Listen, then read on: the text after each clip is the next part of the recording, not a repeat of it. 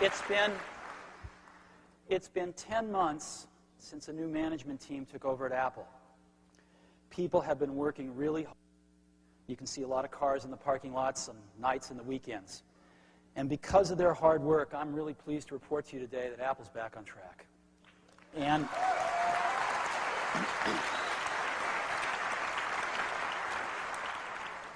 And because of this, with the foundation this gives us, we're going to announce some great new products today. And we're even going to roll out the whole product strategy today. We do that. I just want to spend a few minutes and take you through some examples of how Apple is back on track. The most important thing, of course, is people. Apple's got now a very wise board of directors. Apple's got a very strong senior management team. I would hold the senior management team at Apple up against any other in the industry. But most important, Apple's got some very talented employees. Just incredibly talented people. And when you have great people, the most important thing is to not lose them. When I came back to Apple last summer, Apple was losing a lot of them. The attrition rate annualized was 33%, which meant that if Apple kept losing people at that rate, in a year, a third of them would be gone. And I'm very pleased to say that 10 months later, the attrition rate is 15%. And that is under the Silicon Valley average today. And that's a very good sign. And part of that is because people now see how Apple can win again. Another part of that is because we've made Apple a much more entrepreneurial place. All of the key employees have lots of stock options. Another key thing that we've done is distribution. We've made a lot of changes in the way Apple distributes its products, a lot of tune-ups across the distribution system. And of course, one of the bigger ones was at the national level, partnering with CompUSA. They're the biggest, and they decided to reinvest in Apple, and it's worked out great. As you know, they put an Apple store within a store in each of their approximately 170 stores throughout the US. When we started this program, Apple represented 3% of the CPU revenues sold by CompUSA. 6 months later, Apple represents 15% of the revenues of CPUs sold at CompUSA.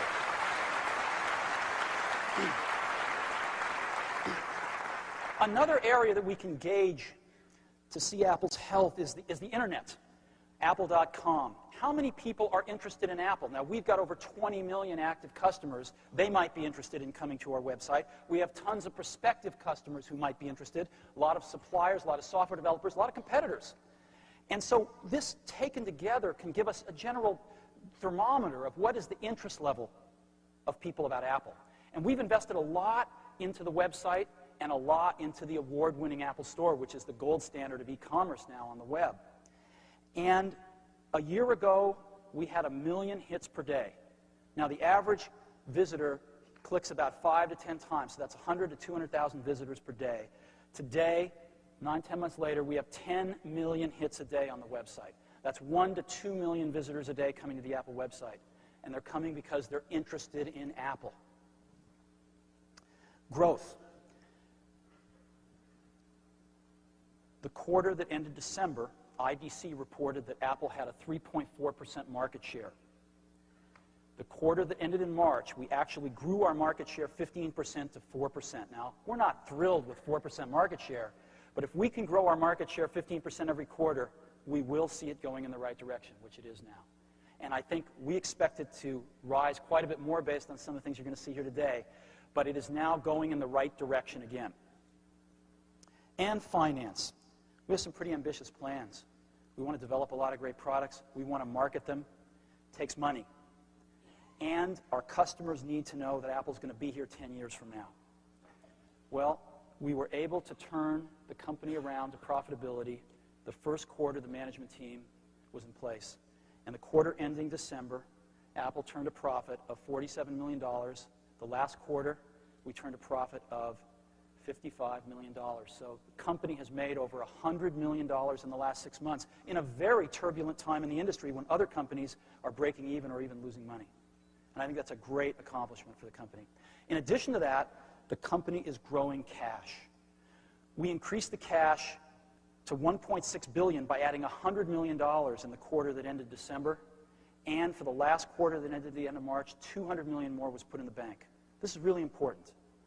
And lastly, last July, if you took the number of shares outstanding and you multiplied it by the stock price, the company was worth $1.8 billion. We've added $2 billion to the worth of the company since then, and I think it's just getting going. So these are some indications about how Apple is back on. So we went back to Business School 101, and we said, what do our customers want in our products? What kind of products do they want? And they wanted two fundamental kinds of products. They wanted consumer products, and they wanted pro products. Our design and publishing customers primarily wanted the pro products. Our education customers primarily wanted the consumer products. But they also wanted two different kinds of each one, desktop and portable. And we looked at this and we said, now, this looks pretty simple, but we couldn't find a way to come up with anything else that captured what they wanted as succinctly and as clearly as this. We said, finally, this is it. We've got to make 4 great products, and we can meet the needs of what our customers are telling us they want. And we've spent the last 10 months working like crazy to try to do just that. So the first one was the desktop pro product, right? The core of our publishing market. And of course, we introduced that product in November based on the G3 chip. It's a Power Macintosh G3. And we've had exceptional success with this product. We've sold over 500,000 of these in the first 6 months of the product's life, making it the most successful new Mac in Apple's history.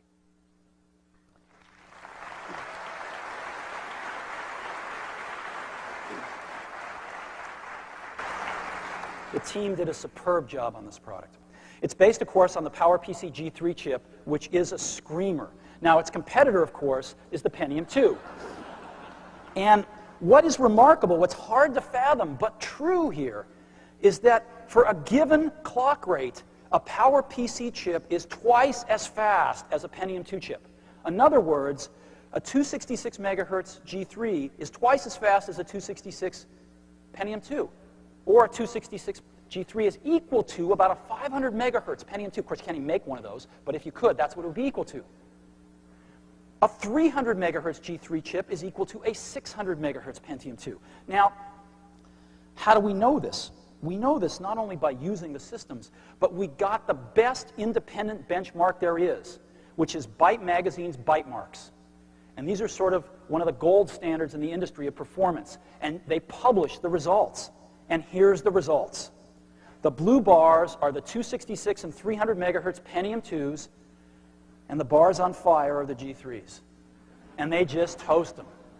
And as a matter of fact, Intel, we've been running some ads, as you know, Intel went back to Byte Magazine and said, this can't be true. And Byte Magazine examined all of their tests, and they stood by their results and republished them. Now, Intel has since come out with a 400 megahertz Pentium 2. How does that stack up? Not much better. Not much better. And so, when we run these ads, they're very effective in our testing.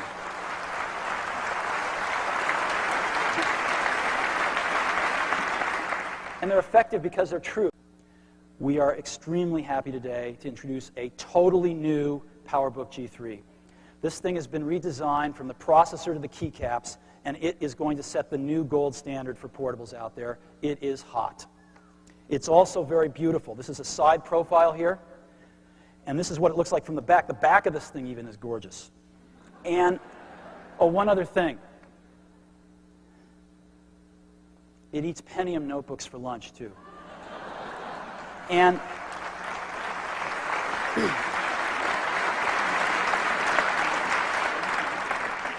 it's got options on displays. It's got a 12-inch display that's 800 by 600, same as the high-end Apple portables do now. But it goes further. For the first time in Apple portables, it goes beyond 12-inch displays to a 13-inch 1024 by 768 display, and that same resolution in a 14-inch display. 12, 13, and 14.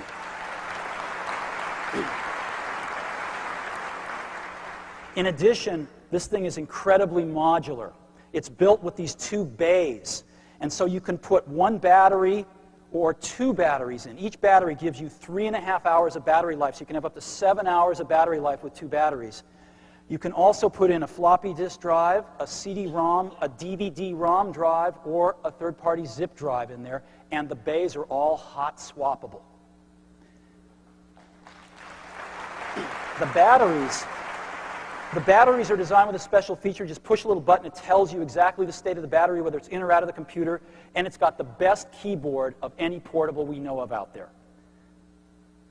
Now, this thing is powered by a G3 chip, so it is a screamer. And it comes in 33, 233, 250, and 292 megahertz. So we're putting our fastest chips into these things, which we can do because ours don't draw very much power, and you don't have to fry an egg on them. And so we went out and said, okay, how does this stack up against the other Pentium notebooks out there? We found the fastest Pentium notebook you can get. Matter of fact, they're really hard to get because they can hardly make them. And we had one flown in special. This is the latest, greatest one, a 266 megahertz P2. And these are the byte marks, right? 3.9. Let me show you the 3-speed ranges of the new G3 PowerBooks.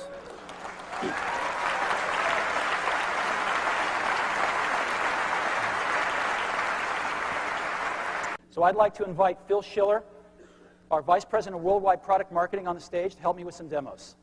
Phil? Hi, Steve. Good to see you. Tell us about your computer here, Phil. Well, I'm glad here to come out and try to take you on head-to-head because you asked me to go out and get the biggest and the best, and I did. This is the brand new compact Armada 7800. There are thousands of Windows customers waiting in line right now to try to get their hands on this computer. Luckily, we flew someone down to LA and got one before anyone else could, leaving plenty of Windows customers in the lurch because they couldn't get this very machine. It's got a Pentium 2, the new mobile Pentium 2, 266. That's the fastest speed it runs at. It's just been announced, just come out. It has a 512 backside cache. It has advanced graphics port, AGP from Intel, with very fast 64-bit graphics. So this has the fastest processor, the fastest notebook graphics, and Compact's really excited to bring this to the whole Windows market. You can't get much better than this. I'm scared. So we're just going to have to find out. Now, up on this screen on your left, we have the Compact Armada. It's a $5,400 machine, as fast as you can possibly get. Pentium 2 266. In the middle, we have our new PowerBook G3 running at 233 megahertz. And on the far right, we have the G3 running at 292 megahertz. Of course, both of these machines are less money than the Compact. So let's go ahead. What we're going to do now is we're going to run two demos. The first is going to be a demo of Photoshop, what a lot of our customers like to do and have been dying to do on a fast portable. So we've got Photoshop here, and we've got exactly the same file on all of these computers. The file has got 40 Photoshop actions in it that happen automatically, and it's about 27 megabytes. Exactly the same file. So we're going to get this queued up on all three machines, and we're going to have a bake-off here. And Steve, this is a great demo because even a lot of the Intel people show off Photoshop to take advantage of the fast MMX processing in the Pentium 2. So same demos Intel does, we can do cross-platform. All right. You ready to go? Sure. 3, 2, 1, go. Here we go. We're racing through those 40 actions right now. Compositing, cropping, throwing on blurs, doing the types of actions Photoshop customers do every day. Boy, the 292 is really in the lead here. Let's see. Done. 292 is done. 233 is getting close. Done. And Godfrey, your Pentium there is still entertaining us. I think I can. Fastest Pentium notebook in the world, ladies and gentlemen. And it's almost done. It's done. Yay! Okay, our second demo is we've got Macromedia Director here. And Macromedia Director is used by a ton of our customers for multimedia presentations on the road as well. And we've got, again, a 30 megabyte director file. Not that big. And it is exactly the same file on all the machines. So we're simply going to play it on these machines. And they're great demos because they exercise the graphics, the processor, the cache, the entire system to really get the most of the multimedia performance. Okay, so here we go. Macromedia Director, 30 megabyte file, exactly the same file on all 3 machines. Ready, set, go.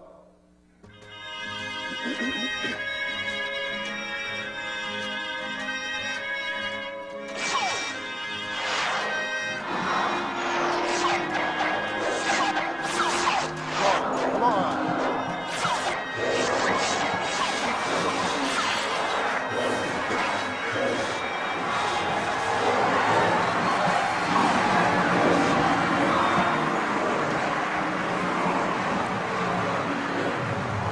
Done.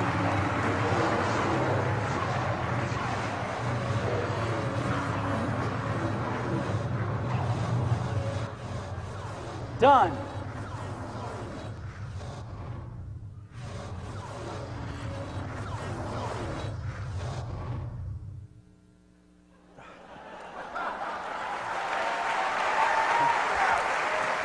Thank you. Well, today, I'm incredibly pleased to introduce iMac, our consumer product. And iMac comes from the marriage of the excitement of the internet with the simplicity of Macintosh. Even though this is a full-blooded Macintosh, we are targeting this for the #1 use that consumers tell us they want a computer for, which is to get on the internet, simply and fast. And that's what this product is targeted for. I also means some other things to us. We are a personal computer company, and although this product is born to network, it also is a beautiful standalone product. We're targeting it also for education. They want to buy these. And it's perfect for most of the things they do in instruction. It's perfect for finding tremendous source of information over the internet. And we hope, as you see the product, it will inspire us all to make even better products in the future. So we think iMac's going to be a really big deal. Now, what should it be? Well, we went out and we looked at all of the consumer products out there. This is a picture of one of the better ones. And we noticed some things about them pretty much universally. The first is they're really slow. They're very slow. They're all using last year's processor. Very, very slow. Second is, they've all got pretty crummy displays on them. They're generally 13-inch, a few 14-inch, and the quality of them is very poor. Apple designs all its own displays, so we're used to something much better, but these are pretty bad. Likely no networking on them. Some have it, most don't. Old generation I/O devices. And what that means is they're lower performance, and they're harder to use, and most of them aren't, so plug and play. And these things are ugly. So,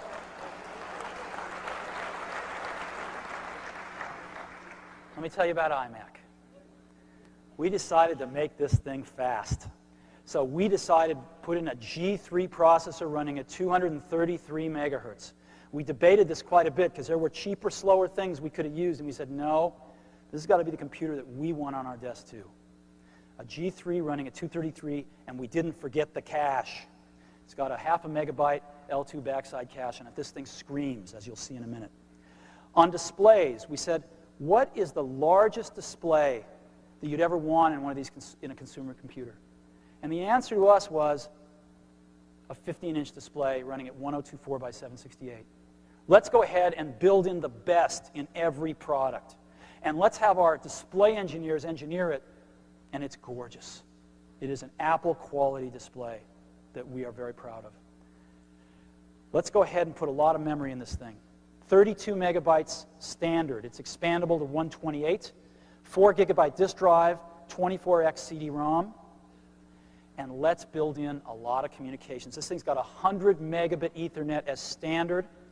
Now why? Because a lot of our education customers want to put these high-speed networks in, and because we're seeing it in homes. Approximately 10% of the homes in Silicon Valley now have Class 5 wiring in them. We're starting to see lots of home networks emerging. A fast modem and also 4 megabit infrared built in. You want to beam your digital photographs in from your digital camera, built into every product. We are going to the new generation of I/O. 12 megabit universal serial bus, 2 ports. We're leaving the old Apple I/O behind. Stereo surround sound built into every product, and a great, great keyboard and mouse. Now, this is what they look like today. And I would like to take the privilege of showing you what they're going to look like from today on. This is iMac.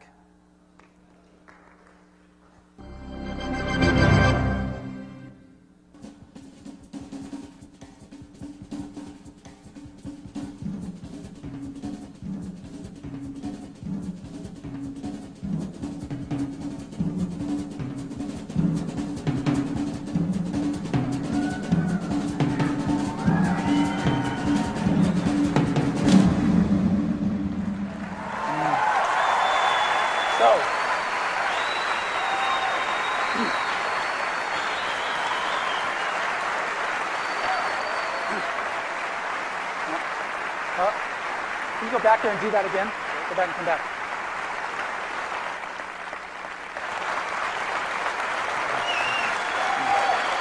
Thank you.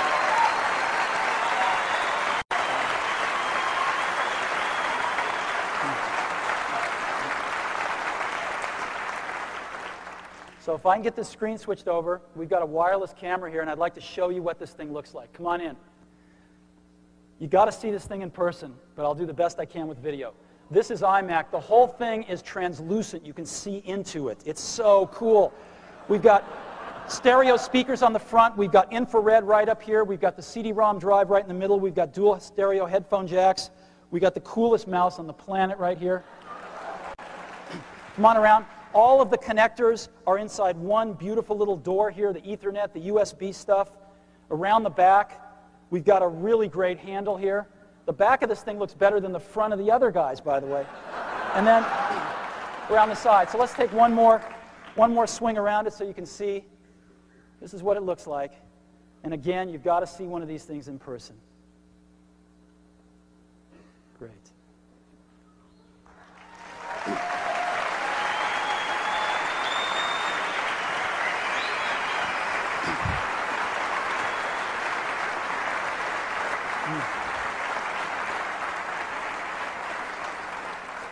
Yeah, I've got some slides of what this looks like, too. I mean, this is incredible compared to anything else out there. It looks like it's from another planet.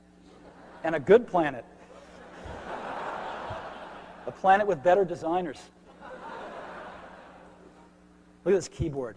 It's so nice. 2 universal serial bus connectors on either side, so you can plug the mouse into whichever one you want, whether you're right or left-handed, and you have the other one for peripherals. Look at this mouse. It's the most wonderful mouse you've ever used. Tell us about your computer, Phil. Well, as Steve mentioned, we went out and got the hot new compact Presario 4540, and it does have an AMD K6 233 megahertz MMX optimized processor with a 256K pipeline cache on it. In fact, Compaq advertises this as a third faster than most all other 233 megahertz products. And of course, we have a 233 megahertz product too, and we'll see if it is a third faster. But this is the best thing you can buy in this class of products, and customers are just eating them up. Well, great. Well, I have an iMac. And so why don't we put them through their paces? So let's take that same Director demo again, Director 6.0, and let's get these machines ready to go, and we'll see which one's faster. Now, over on the left, again, we've got the Compaq with the K6 233 in it, the most popular and fastest consumer computer out there. And on the right, we have iMac. Well, I'm ready for you, sir. All right. 3, 2, 1, go. Come on.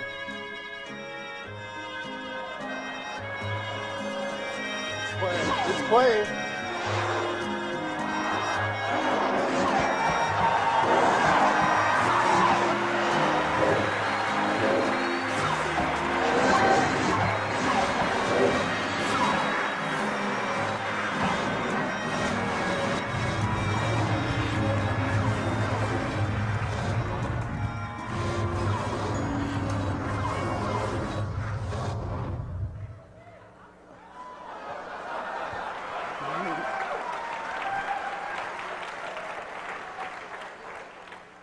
Do you want to put it out of its misery or let it go? Yep. And I got the fastest consumer product you can buy at any price. It's the brand new Pentium 2 400 megahertz MMX processor and the compact Presario 4880. And over $2,500, that's without networking. There's no networking that comes with it, and that's without the monitor before you add that. So when you add those things, it's over $3,000. And this thing has a 100 megahertz memory bus, a half a mega pipeline cache, 2x accelerated graphics port graphics, so it doesn't get any bigger or badder than this. Well, I have an iMac.